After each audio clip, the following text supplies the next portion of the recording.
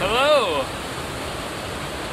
We're at, hey, obviously we don't do this live thing very well. We are at Yosemite Falls, Lower Yosemite Falls. We hiked here. It took us about 30 minutes to do about a half mile. with every 10-minute snack stops because our kids think that they are starving all the time. But the deal is, if you want happy kids, you've got to feed them. So we bring out anything and everything, and if they want to stop in 10 minutes to eat, we stop. We thought it was going to be really cold, so all the kids are in snow pants and snow boots and everything like that. And right now we're down to boots and snow pants. All the jackets, hat, and gloves are off. And yeah, it's not too bad. we're those people. So last night was an interesting night. Some night, I promise, we are going to sleep well. Our darn heater, the propane, it was telling us we were dying of carbon monoxide poisoning, minor things. So we had alarms going off every couple hours. But we survived. And again, we God were is warm, good. So, you know, that was good. So we need to get that heater fixed.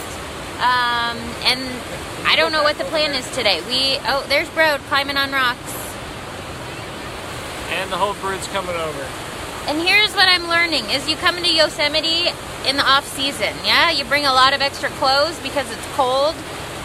But even right now, there's a good amount of people, of visitors here, and we're not huge touristy people. So even right now, it's kind of overwhelming that there's so many people. There's a lot of people here, even right now. So I couldn't even imagine what it's like in prime time. Yeah. But what we learned, John Murr, he had a lot or mayor or whatever, he had a lot to do with his park. He was hired to kind of get some of the trees and make a sawmill here in this park, like in the 1800s. And then he was a poet, and he wrote about how beautiful Yosemite Valley was. And in the midst of that, Theodore Roosevelt read some of his poems and had to come out and see it for himself. And that's when he decided that this should be a national park.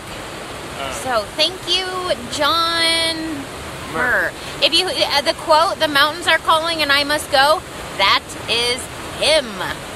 And it's so true to be out here in the midst of it. This place is incredible, and the snow-capped mountains. And being out here in the off season, you can't do everything, which isn't a big deal though.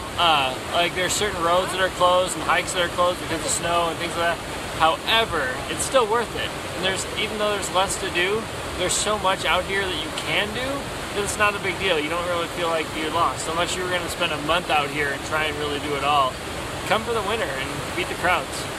And again, I don't know why y'all aren't here. You got to experience this. You've got to get out and do these trips. You just have to. It's so much work, but it's so fun. And here's the thing, we don't get much sleep at night. We will.